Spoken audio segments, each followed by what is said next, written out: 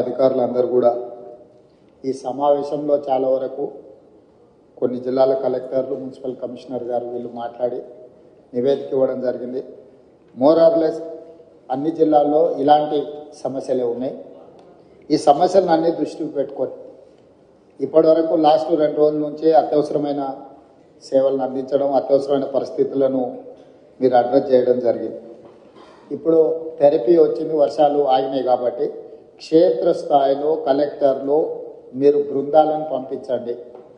Field విజిట్లు చేసి అక్కడ ఉన్న క్షేత్రస్థాయి పరిస్థితులను, అక్కడ జరిగిన నష్టాన్ని, ముఖ్యంగా మనుషుల నష్టము, పశు సంపద నష్టము, పంట నష్టము, తర్వాత ఇన్ఫ్రాస్ట్రక్చర్ డ్యామేజ్, అంటే పంచాయతీరాజ్ కావచ్చు, ఆర్ఎండ్బి కావచ్చు, ఎంఏయుడి కావచ్చు, or any other departments, even schools కానీ, ఎలక్ట్రిసిటీ డిపార్ట్మెంట్, ఎనర్జీ డిపార్ట్మెంట్ వాళ్ళే కానీ, కొన్ని దగ్గర అంగన్వాడీలు కానీ, ఇట్లా గవర్నమెంట్ కూడా కొన్ని శిథిలావస్థకు వచ్చిన భవనాలు కానీ, వీటన్నిటిని క్షేత్రస్థాయిలో మీ జిల్లాలలో మీరు నివేదికలు తెప్పించుకోండి.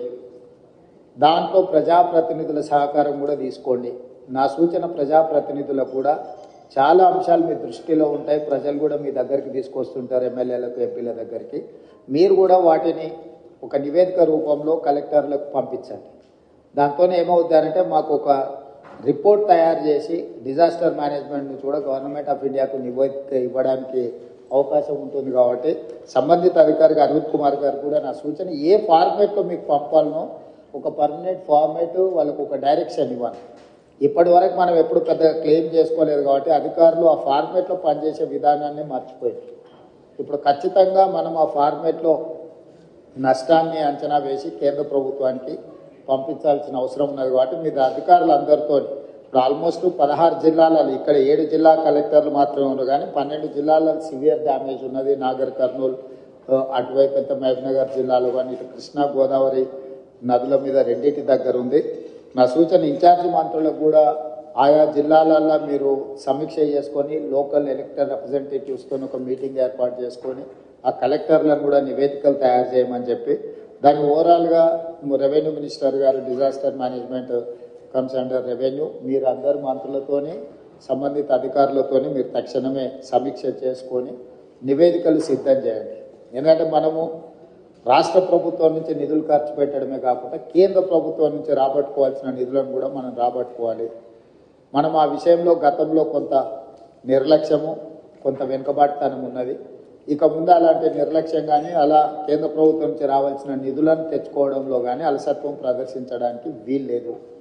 అలా ఎవరైనా అధికారులు వ్యవహరిస్తే అధికారుల మీద కూడా చర్యలు తీసుకోవడానికి ప్రభుత్వం వెనకాడదు. దయచేసి అధికారులకు నా విజ్ఞప్తి, ప్రభుత్వ విధానము మారింది. ప్రభుత్వం స్పష్టంగా కేంద్ర ప్రభుత్వం నుంచి రాబట్టుకోవాల్సిన ప్రతి రూపాయిని రాబట్టుకుంటుంది. మన దగ్గర నిధులు ఉన్నాయి, మనము ధనిక రాష్ట్రం అని చెప్పి కేంద్రం నుంచి తెచ్చుకోవాల్సిన నిధులను తెచ్చుకోకుండా ఈ రాష్ట్ర ప్రభుత్వం వదలదు.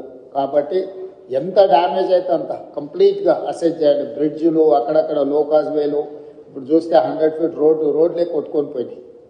సో మీరు టెంపరీ రిలీఫ్ల కోసమే, లేకపోతే టెంపరీ రెస్టరేషన్ కోసం మీరు అసెస్మెంట్ చేయకండి. మీరు పర్మనెంట్ సొల్యూషన్ కూడా ఇందులో మీరు నివేదికలు సిద్ధం చేయండి. ఎంతైతే అంత తీసుకొచ్చుకొని మిగతాది ఏదైనా ఉంటే, ప్లస్ ఇప్పుడు మనకు ప్రధానంగా వరంగల్లో చూసిందంతా మీరు ఏవైతే నాలాలు, ఏవైతే చెరువులు, పాతకాలంలో కాలువలు, ఇప్పుడు నాలాలు అంటున్నామో వాటిని సరైన విధంగా మనము బాటిల్ నెక్స్ క్లియర్ చేయకపోవడం వల్ల ఎక్కువ వర్షం వచ్చి ఇదంతా డ్యామేజ్ జరిగింది. వాటిని ఒక అసెస్మెంట్లోకి రండి. ఎన్ని క్యూసెక్స్ వాటర్ పోతుంది, ఎంత కావాలి, ఎక్కడైనా ఏమైనా ఎంక్రోచ్మెంట్ ఉందా, మీకున్న వరంగల్ చుట్టూతో ఉన్న చెరువులన్నిటిని కూడా ఇది చేసుకొని ఇంటేక్ అవుట్ఫ్లోలు, ఇన్ఫ్లోలు అని కూడా క్యాలిక్యులేట్ చేసుకొని ఎంత వస్తుంది, ఏమవుతుంది అనేది కూడా మీకు ఒక అసెస్మెంట్ ఉండాలి. అసెస్మెంట్ ఉండాలంటే ఇరిగేషన్ డిపార్ట్మెంట్ని కూడా మీరు ఖచ్చితంగా వాళ్ళని మీ పరిగణలోకి తీసుకోవాలి. వితౌట్ ఇరిగేషన్ డిపార్ట్మెంట్ మీరు లోకల్ డిపార్ట్మెంట్స్ రోడ్లు రిస్టోర్ చేసి మున్సిపల్ వాళ్ళు మీ ఏరియాలు చేసినా మళ్ళీ వర్షం వచ్చినప్పుడు, వరద వచ్చినప్పుడు సేమ్ సమస్య అవుతాయి, సేమ్ కొట్టుకొని పోవడానికి అవకాశం ఉంది. కాబట్టి దయచేసి అట్లాంటి వాటికి అవకాశం ఇవ్వకండి. ఖచ్చితంగా అధికారులు కోఆర్డినేషన్ ఉండాల్సిందే. కలెక్టర్లు మొదట అధికారుల ఈ శాఖల మధ్యలో ఆర్ఎండ్బి, పంచాయతీరాజ్, ఇరిగేషన్, సివిల్ సప్లైస్ అయితే ఈ ఎంఏయుడి వీటి మధ్యలో కంప్లీట్గా మీకు ఒక కోఆర్డినేషన్ పెట్టుకొని పర్మనెంట్గా కలెక్టర్స్ రివ్యూలు చేయాలి. ఒక శాఖకు ఇంకొక శాఖకు మధ్యలో సమన్వయం లేకపోవడం వల్ల కూడా మనకు సమస్యలు ఎక్కువ అవుతున్నాయి. ఒక శాఖ పనులు చేసిపోయిన తర్వాత ఇంకొక శాఖ చేయడం వల్ల కూడా నష్టం జరుగుతుంది. ఎవరు ముందు చేయాలి, ఎవరు తర్వాత చేయాలి అనే దాన్ని కూడా మీకు ప్రణాళిక ఉండాలి. అదేవిధంగా ముఖ్యంగా ఈ చెరువుల నుంచి ఇన్ఫ్లోలు అవుట్ఫ్లోలు క్యాలిక్యులేట్ చేసుకోవాలి. అదేవిధంగా సిటీలో ఎక్కడైతే ఎంక్రోచ్మెంట్స్ ఉన్నాయో, ఎక్కడైతే నాలాలు ఉన్నాయో చెరువులకు వెళ్ళడానికి, వాటిని ఎక్కడైతే బాటిల్ నెక్స్ కబ్జాలకు లోనైనో ఖచ్చితంగా కబ్జాలను తొలగించాల్సిందే. ఎంత వారున్నా ఎవరున్నా ఆ విషయంలో కఠినంగా వ్యవహరించాల్సిందే. కబ్జాలు పెట్టేటోళ్ళు 10 మంది ఉంటే ఈ 10 మంది వల్ల 10,000 ఇళ్ళు కాలనీలలో నీట మునుగుతున్నాయి. వాళ్ళ జీవితకాలం కష్టపడి సంపాదించిందంతా టీవీలు, ఫ్రిడ్జులు, మంచాలు, పిల్లల చదువులు, పిల్లల సర్టిఫికెట్లు, వాళ్ళ సంపద మొత్తం నీళ్ళలో మునుగుతుంది. మనం ఏమి ఇచ్చినా కూడా వాళ్ళకి అంత సహాయం చేయలేము. కాబట్టి దయచేసి ఈ విషయంలో అధికారులు స్పష్టతతో కూడుకున్న నిర్ణయాలు తీసుకొని ముందుకు వెళ్లాల్సిందే.